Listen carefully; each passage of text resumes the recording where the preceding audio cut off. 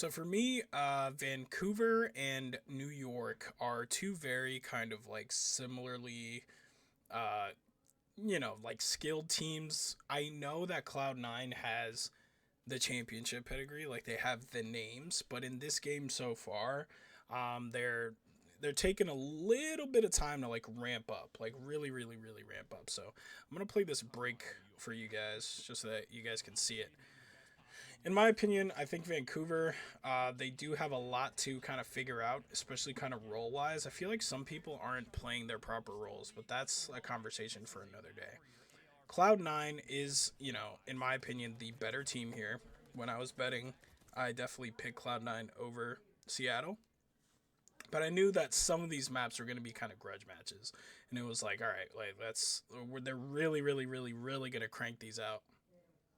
And it's going to be a back and forth. So uh, we'll check in with like some of the moments in this map that I think are important so that you guys can see. Obviously, we have the spawn up of Kremp who was down there while Sib is kind of milking this time. So they got a good like 10 seconds to just kind of grab and really build on this lead.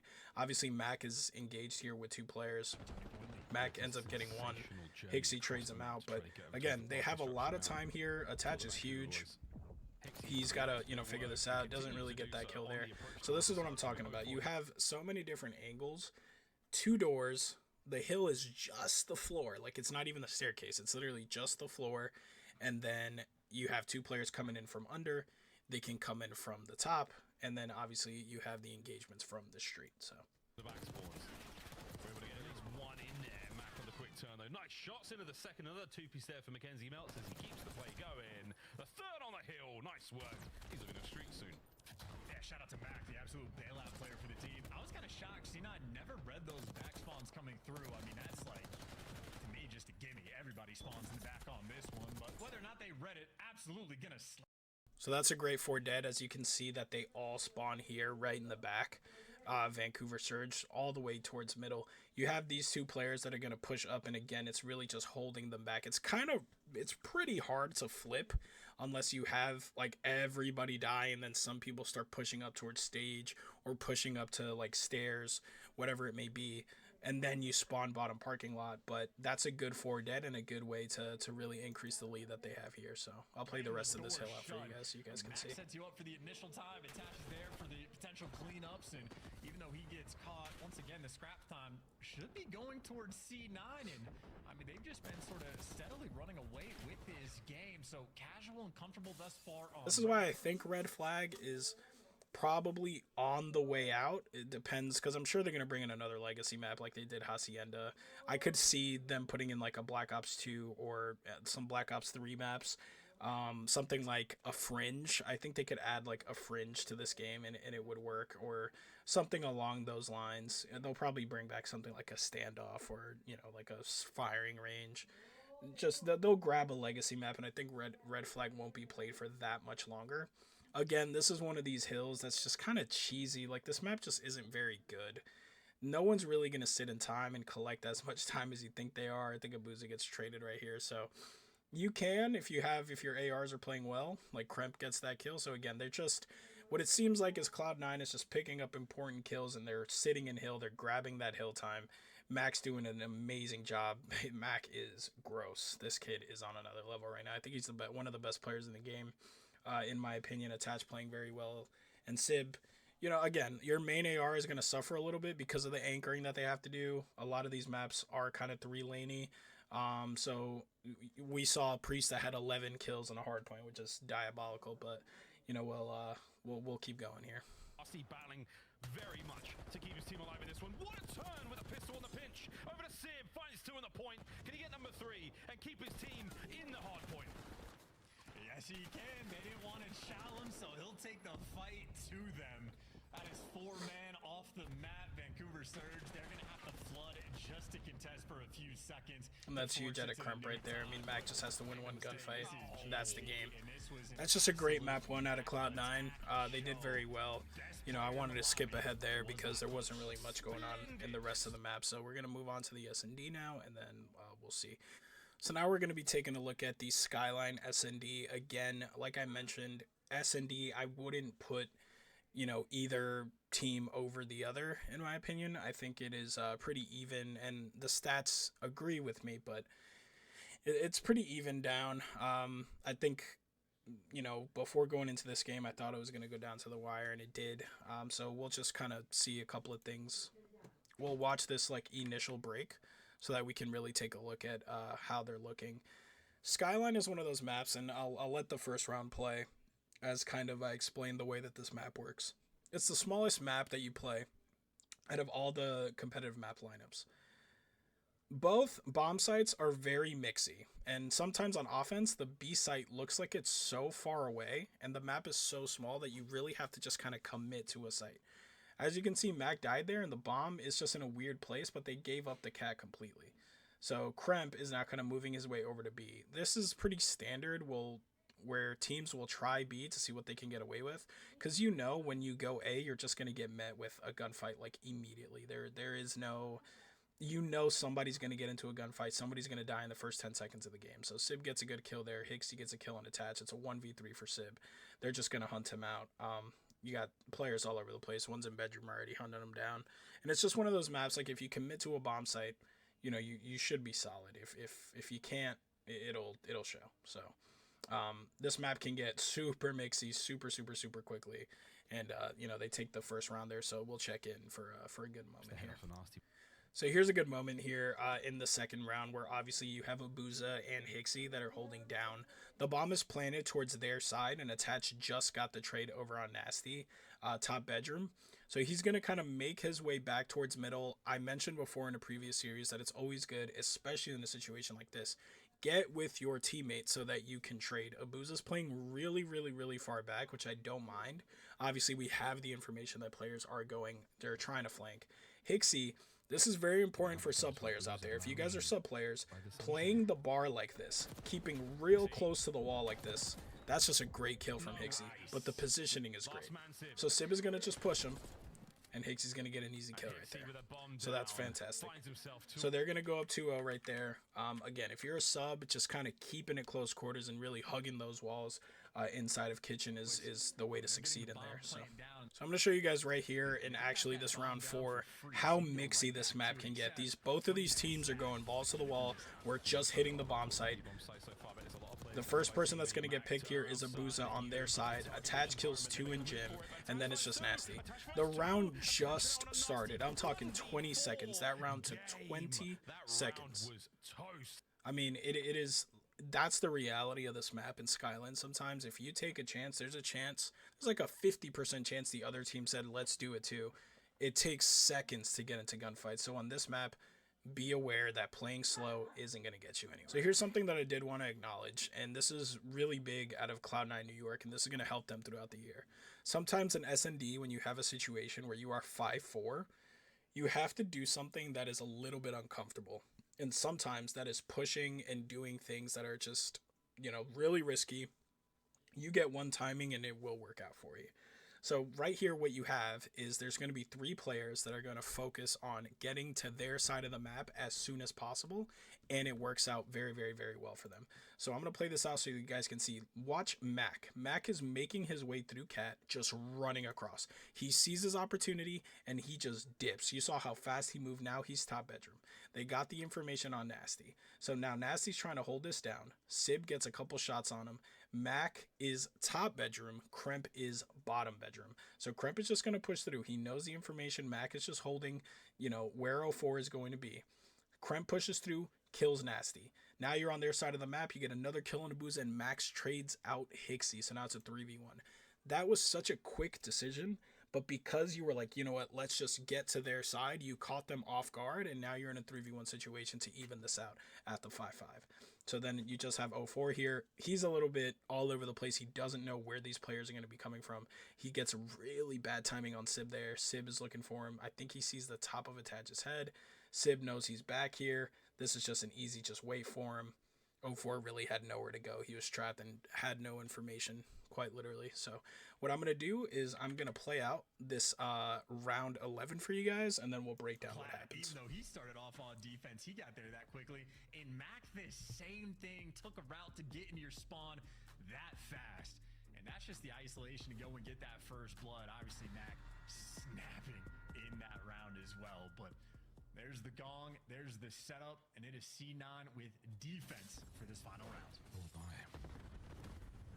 Mac, the go button has been hit, and he's sending it forward.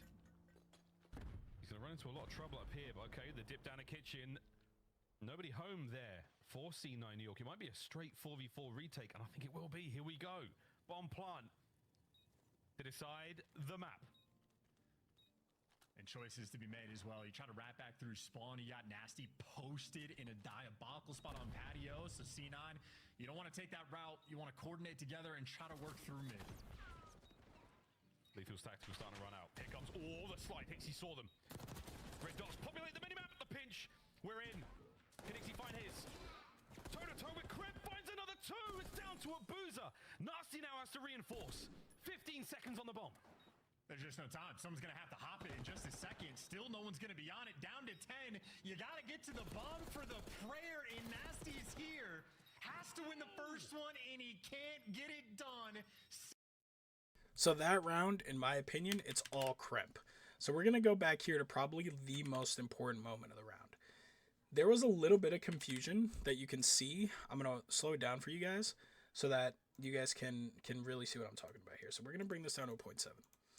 Look at kind of the confusion that we're having over here with Kremp and Mac. Everyone's kind of going forward and back. They don't really know what they're going to do. They finally call, okay, we're going to hit mid. You see how they kind of commit to the bedroom, but then it's like, all right, let's hit mid. At the same time that they're moving in, Sib is moving in. So this is really good. They're going to slide in. One goes this way, one goes the other way, which is huge. So now this is the moment that I want to talk about. Obviously, you knew that an engagement like this was going to deal with trades. So Kremp does a really good job there, obviously, of trading out. Now he has Sib support looking over him. He knows Sib has both angles, over the bomb and over the table. This is where this round was lost. Hixie is way too close to this side of the wall. He's almost pushed out too far. If Hixie was laying a little bit more behind, not exposing himself, this is the problem with the new age Call of Duty, is somebody can just slide and shit on you because your first 3 bullets are going to be behind them while the person is sliding across your screen. In regular Call of Duty, this works because there is no slide. He would have just either jump shotted or went around the corner. So if Hixie just kind of plays this a little bit more behind, he has a Abuza looking over him, or he will in a second. This is also rough that Abuza's looking up this way because Nasty and Abuza should not be looking in the same direction. So I just think that there's a lot of mistakes going on right now on the side of Surge. So as you can see, Kremp just comes in, sees him, slides. I mean, that's just an easy kill for Kremp. There's just nothing that he can do there. Nasty ends up getting one. He comes over. Abuza finally kind of leaves that staircase. This is just a rough kind of area to be at, but Nasty needs to move here. Him being so far in, there's only 11 seconds left. You have to start pushing to bomb. He took way too long and he hesitated. Abuza just gets traded out. Now you're left in a 2v1 and you're still kind of just pre-aiming. Had he went and got across, this is an easy round win. You just kind of set yourself up for being back there too long, and obviously Cloud9 are going to go ahead and take a 2-0 lead on you guys. But that's just fantastic retakes out of Cloud9 and a lot of mistakes from Surge. So that could have easily been avoidable. Obviously, those things get cleaned up, but there's just some fundamental things that went wrong right there with them. So I wanted to pick it up in the replay of the second round because obviously we know that scan and repair is like ruining these matches. But they were not awarded the round because it was too close at the time of the lag out. So Cloud9 is still up 1-0. We know how mixy Vault can get. I'm going to play a little bit of this for you guys while I go over. The lagouts are really a problem, obviously, right? But it's just kind of hard to dictate unless it's super obvious the way. Because I think personally that Surge probably should have gotten the point because of the control that they had. Right now, they're just trading blows. They're going back and forth. There's so much going on the map. Obviously, Attach is doing a good job of taking care of trips. Abuza, that's a big kill on him. Nasty's up there. You know, Max taking care of what he can up in Art.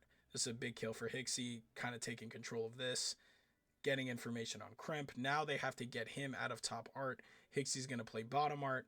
This is pretty standard. Obviously, you just hold this door, just waiting for kind of players to come in. They know he's in the corner. He's going to push. He gets a massive two-piece right there. So we'll see now with 3 dead, the way that Surge kind of link, and we'll let this play. I can't stress this enough. In control, guys, stack the point. Stack the point. Stack the point. Trust me, just stack the point. So here we have 24-24. We're going to let this play out a little bit. It's tough, obviously, again, with the lag out, but you're a professional. You got to keep yourself composed, and it doesn't really matter. So Nasty gets one there. Attach gets one with the nade. Mac just putting so much pressure on this map right now. Attach, a huge two-piece. Now there's 40 seconds left here. 04 is going for a flank. This I don't like too much. I think, obviously he's just checking pool, but I think his timing would have been a lot better if you just go all the way down. You're a lot closer to the point, so just kind of getting through is your main objective right now. Abuza gets the opening kill, but 04 is in a very, very huge position to be able to trade these kills out. And so that's the problem. Now Kremp, absolutely, he hit his shots. That was just a snap of a lifetime. But 04 needs to be a little bit more composed there and just kind of getting into that point. If he was there before when he was CAD, instead of kind of going around and checking, your main objective, again, there's not a lot of time. You have to play for this 8-point to put another minute on the board. And he wasn't able to do so. So Nasty, luckily, was able to really come in and do what he was supposed to do. Attach, these are big kills from Attach this round, I gotta say. Too much to work with. Attach does get back down. Attach doesn't get the recognition he deserves. I mean, he just won them the round. Vintage Attach. Attach gets another, gets straight out by Abuza. Mac just needs one kill here on Hixie, and that's game. So it was a 3-0. It didn't feel like a 3-0. It felt like it really wasn't a 3-0. It felt a little bit better. But, you know, after the first map again, it was kind of the same thing with FaZe. It just, you had some lag outs. You have to keep composed in those situations. I'm sure they're beating themselves up about it, but Surge get eliminated and Cloud9 moves on. I think Cloud9 is going to be definitely a big player in the rest of the season. We'll check also in the major. I think they're going to create a lot of upset situations there. They're one of the top, I would say, 5 teams in the game right now. In my opinion, the top teams are FaZe, the Ravens, probably still Thieves, and then Optic, and then you could give it to Cloud9 in that final spot if you wanted to, or maybe like a Toronto. But you know, it was just a great series out of Cloud9.